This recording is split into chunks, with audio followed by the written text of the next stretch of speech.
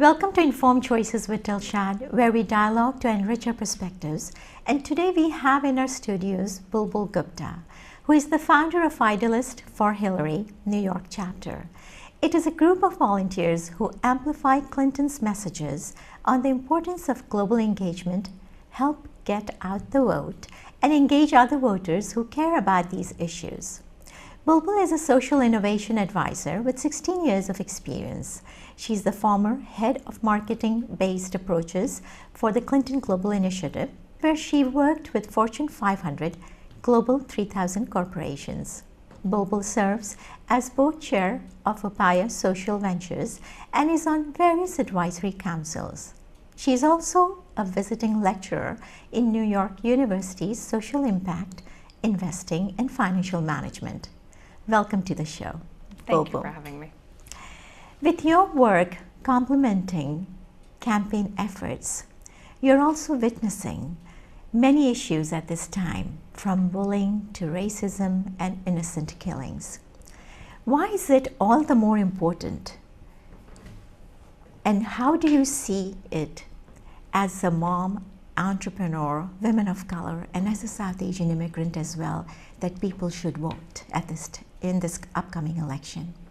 Yeah, no, I completely agree. I think it's incredibly important that our community is active and out there voicing our vote. And that is really why it's important to vote in this election, because your vote is your voice.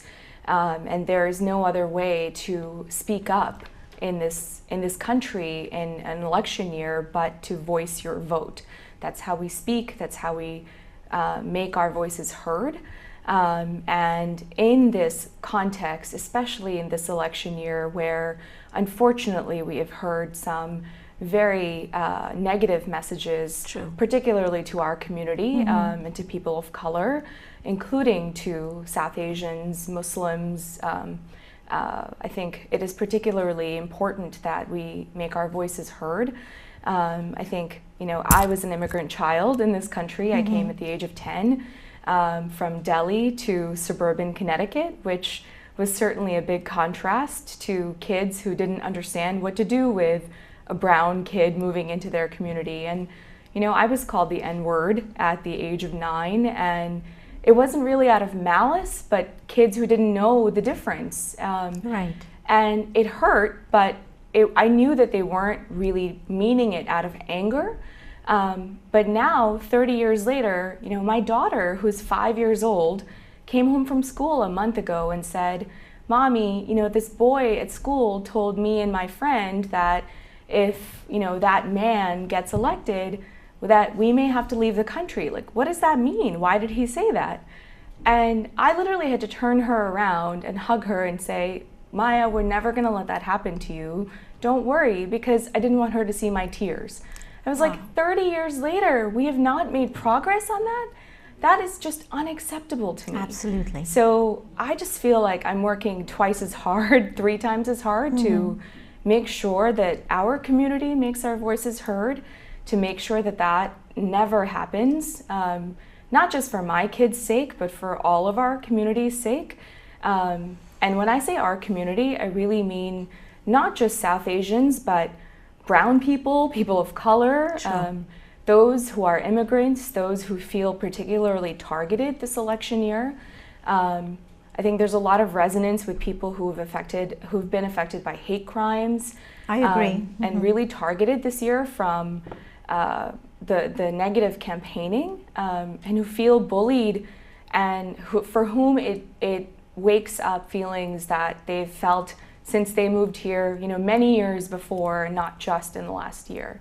Absolutely, absolutely. I think some of these challenges and issues perhaps have pushed us to understand more about our role as citizens. Can you share some of the factors in terms of policy issues that have motivated South Asians or Asian Americans in general towards higher voting engagement? Sure. So there was a really interesting survey actually that just came out about just over a week ago, done by the National Asian American Survey. And it shows that some of the top issues that Asian Americans registered voters, Asian Americans, show that they care about include the economy, national security, racism, government, accountability, and immigration, perhaps not surprisingly.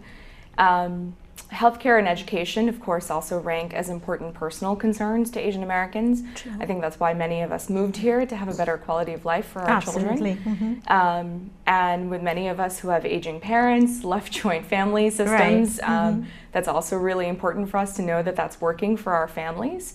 I think immigration, not surprisingly, registers as a top concern because not only because many of us are immigrants, but because of the negative campaigning that has happened this past year. We want to make sure that that works for all of us as immigrants, not just our specific community, that America stays the land of opportunity that we all came here for, but also that we came, many of us as entrepreneurs, many of us came to realize that land of opportunity and work really hard to make that dream come true. Right. My family came as the family of tech entrepreneurs and computer programmers. I mean, that's not true for everybody, but we worked really hard to make a better life for our kids. And we want to make sure that that slogan that's associated with the Statue of Liberty of "Give me your tired, your huddled masses and yearning to be free," like that's supposed to be what America is all about. Absolutely. So, I want to make sure that that stays true and we see more and more voting engagement among Asian Americans who really care about keeping a more constructive immigration, national security debate in this country. We don't want that to be a conversation that moves America to be more isolationist. Right. We want it to be a more constructive conversation of how do we keep America open and more secure in a way that doesn't just make it our fault as immigrants all the time, right? That doesn't just target immigrants. I think it's also about the bullying conversation about Asian Americans, not just for millennials, which and we'll talk about further, but Hillary also has a really progressive agenda for talking about inclusion in this community. Absolutely. And that certainly motivates Asian Americans for more voting engagement, that it's not just about the negative part, but who has a more positive engagement, inclusion agenda for us that we can feel more engaged by. Right. And that's also really important, right? You don't want to just have a negative thing that you're reacting to. Right. I think what you just mentioned has also created a lot of buzz amongst minorities and people of color, including us, that how things are developing in the present election, very different from historically what we have seen. And speaking of our own voice, Bulbul, what behavior patterns in terms of civic responsibility and engagement have you noticed that are worth sharing with our audience? Yeah, I think some of the interesting patterns we've certainly seen is the use of social media. I think certainly we use, in the last couple of elections, we saw a big spike in social media use for voting and for voter education with President Obama's election, 2008. And that certainly taught us a lot about use of technology, use of social media. I think this election, the Hillary campaign has certainly used a whole digital analytics team to really take that to the next level, learn how to better engage across 50 states, across varying communities, several different kinds of affinity groups that are able to build their own platforms off of that engagement tool, be able to do call campaigns really specific to their community, so that they can also mobilize their community to reach out to their kind of affinity group in a different state. And that's been really wonderful to be able to use across your social media, so that I can get my Indian American friends to call Indian Americans in a different state, and that's great. Women for women, millennials for millennials, immigrants for immigrants. So I think that's, those are really great voter engagement, civic responsibility tools. And then just to be able to also have immigrants and people of color from the Asian American community also standing up for people of color from a different community. Right. We see more of this sense of, let's say, brotherhood or sisterhood, Right. of Asian Americans also standing up for like the Black Lives Matter movement in this election year. That's so true. And I think that is just a wonderful thing to have seen, that I just am really proud of us for. Absolutely. So, Bulbul, it is interesting to see how we are addressing various fronts and trying to make our voices heard. Do you see in your work that Asian American Pacific Islanders, especially South Asian millennials, have somewhat a different agenda and perspective when it comes to exercising voting rights? Yeah, to some extent. I mean, we certainly see that South Asian millennials, for example, have really high favorability ratings for President Obama. 2/3 of them have a high favorability rating for Hillary. There's a pretty high unfavorable rating for Trump. I mean, I think it's largely the latest, the study I quoted earlier shows that that's largely because of messages around immigration, racism being a really high ranking for South Asian millennials specifically. They're very sensitive to how those issues are talked about, I think. And when you break it down further, I think that's partly because to them, when they are not only immigrant children, whether they're second generation or third, they have seen and they're very sensitive to the fact that whether they themselves get bullied for being immigrant children or they've seen their parents not be integrated well into their communities and be treated with racism in their communities. And especially when coupled with the fact that they feel often as Asian millennials that they are sort of expected to uphold the model minority myth of getting straight A's. Yeah, I agree. They often feel a sense of either isolationism or this, extreme sort of expectation that they're expected to live up to, and it's isolating for them. And on one hand, our community is sort of struggling with high suicide rates among Asian millennials. Right. On the other hand, they see an agenda that is trying to include them more. Okay. And I think that agenda for engagement of trying to fight bullying, for the first time, this presidential campaign has actually really brought that to a forefront at a presidential campaign level. Right. When Hillary, a couple of weeks ago, actually, I was at the Women's Leadership Forum, and she said to us, she said, you know what, starting the second debate on, I don't worry about standing up for me. I'm not worried about defending myself against Trump anymore, against his bullying.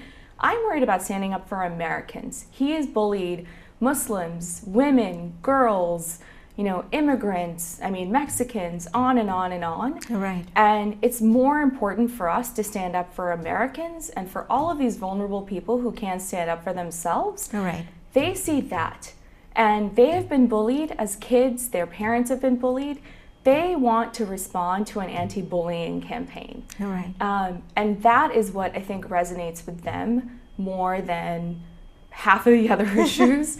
Right. And in addition to that, they see the college debt issue. They see a conversation about what does it mean to build good jobs in a economy that is coming from a Hillary campaign that is talking about building good jobs through job training, through manufacturing, infrastructure, a small business agenda, a technology and innovation agenda, investing in entrepreneurs and community investing again. Climate change policy, right? Not climate denying. Issues that really resonate with millennials, but particularly with South Asian millennials who have a more global context. For what you just mentioned, I also think that it is a threat to democracy. Whatever is being done in terms of bullying and racism and anti-diversity issues, all these things are a threat to the cohesive democratic nation that we all belong to, and the reason we chose to be our homeland here. And there were reasons that why we did this. You know, we came as immigrants and we wanted this dreamland to be part of our dreams as well. What would be your message for our audience who are undecided and perhaps do not feel the need to vote? Yeah, that's a good question. I've been doing a lot of canvassing out in Pennsylvania, New Hampshire, Right. you know, trying to register voters, and I'm still sometimes caught off guard when I come across voters who just feel like this, you know, the government isn't for them, and Yeah. why should they register? Why should they care? And Like that it's hard isolation. for me. Yeah. And it just breaks my heart. It's really saddening know. when they feel like government doesn't do anything for them. Why should Right. they engage? So it's always about finding that one thing you can relate to them. And in this election, I mean, I really just genuinely, passionately feel like everything is on the table. That's Pick so an true. issue. That's so true. You know, whether it's the fact that up to 3 justices in the Supreme Court are going to get decided under this president. So literally everything is on the table: reproductive rights, climate change, affirmative action, Pay race, equity. pay equity, Citizens United and campaign finance, climate change, immigration, Patriot Act elements. I mean, all kinds of things that we say we care about as Asian Americans or millennials. You know, what do you talk about as, you know, if you're a father, if you're a mom, if you care about the treatment of your boys, your girls, especially in this election, your sisters, your moms. I mean, there's a very stark difference in this campaign of who is going to respect women and girls and equals, much less, you know, actually bring us to equity, and those who are not, and those who might take us backwards to God knows which year we are trying to make America great again too.